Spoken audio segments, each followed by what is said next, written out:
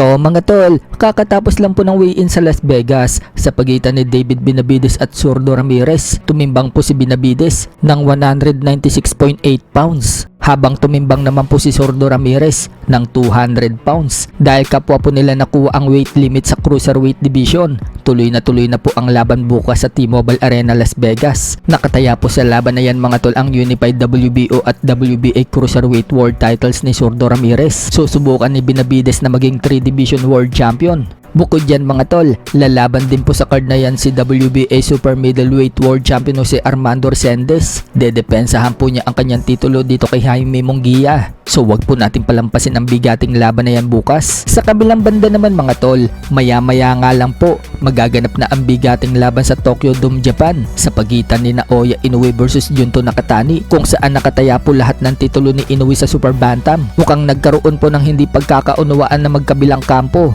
sa naganap na rules meeting. Ayon po kasi sa ESPN Insider na si Salvador Rodriguez, nagprotesta umano ang Team Inoue sa ginanap na rules meeting nila sa pamamaraan ng pagbebenda ni Nakatani ng kamao. Pero ayon sa supervisor mga tol, yung procedure daw ng paghahandrap ni Nakatani ay nasa regulations, kaya agad daw naayos ang gusot. So lumalabas lang po dyan mga tol na duda ang Team Inoue sa pagbebenda ng kamao ni Nakatani. Kung matatandaan mga tol, madalas ireklamo itong si Inoue sa pagbebenda niya ng kamao sa mga nakalipas niyang mga laban. Pero ngayon, nabaliktad na, sila naman ang nagre-reklamo. Samantala, kumpiyansa po si Nakatani na maya-maya lang, magniningning na siya pag tinalo niya itong si Inoue. Sinabi po kasi niya kahapon na punong-puno daw siya ng energy. Oras na nga daw para mag-shine ang karera niya sa boxing. Manunood naman po sa laban nila mga tol itong si Terence Crawford. Nasa Japan nga po ngayon si Crawford para panoorin ng live ang laban nila. Maging si Nonito Donaire Jr. mga tol, manunood din ng live. Nag-good luck naman kay Nakatani si Vincent Astrolabio.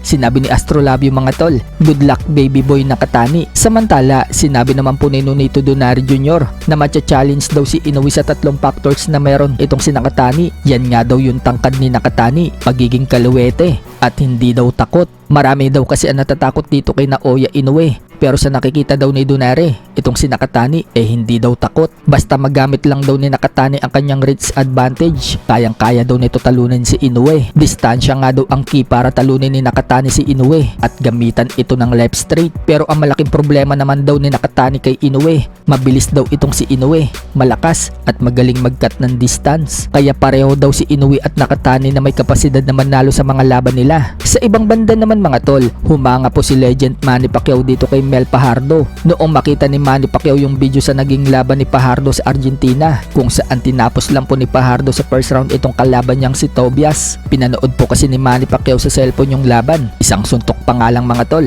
bagsak na agad kay Fajardo yung kalaban. Hangang-hanga nga po si Manny Pacquiao kay Mel Fajardo. Pinirmahan pa nga po ni Manny Pacquiao yung belt na dala-dala ni Fajardo.